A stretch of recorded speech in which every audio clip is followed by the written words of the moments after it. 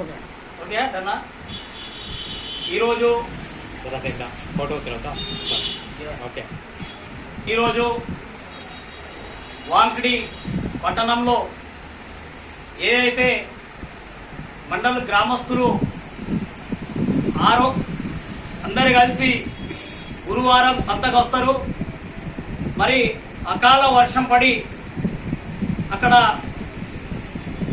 ఏదైతే మా సంతలో ఎట్లాంటి సౌకర్యం లేదు. మా సంతలో గతంలో సంతని హరాసు రూపకంగా 9 లక్షల పైచిలుకు మరి హరాస్ చేయటం జరిగింది.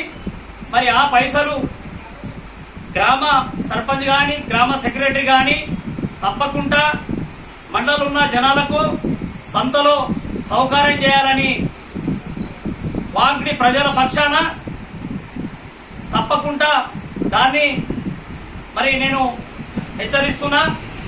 ఏంటంటే ఈరోజు మండలంలో ఉన్న రైతులు కానీ మహిళలు కానీ చాలా దూరం నుంచి వస్తారు.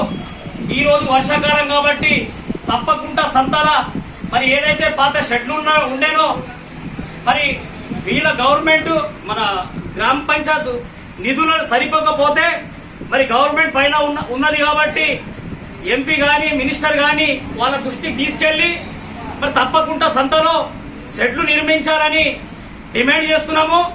మరి తప్పకుండా ఏదైనా జనాలకు సౌకర్యం ఉంటేనే బాగుంటది. మరి అకాల వర్షాల వల్ల పిడుగులు కానీ పెద్ద పెద్ద వర్షాలు వస్తున్నాయి కాబట్టి మరి ఆ రోజు తినే ఆహారము కూరగాయలు ఉంటారు. ఆ కూరగాయలు కూడా తడిసిపోతున్నాయి, బురదమయం అవుతున్నాయి. కాబట్టి తప్పకుండా సంతలో షెడ్లు ఏర్పాటు చేసి తప్పకుండా ప్రజల పక్షాన మరి ఈ యొక్క సంత నిర్మిస్తారని వాళ్ళకు తెలుపుతూ, అందుకోసము ఈ సంతలో ప్రతి ఒక్క మండలం నుంచి మహిళలు పిల్లలు ముసలోళ్ళు కూడా చాలా మంది వెళ్తారు. కాబట్టి తప్పకుండా సంతలో షెడ్లు ఏర్పాటు చేయాలా.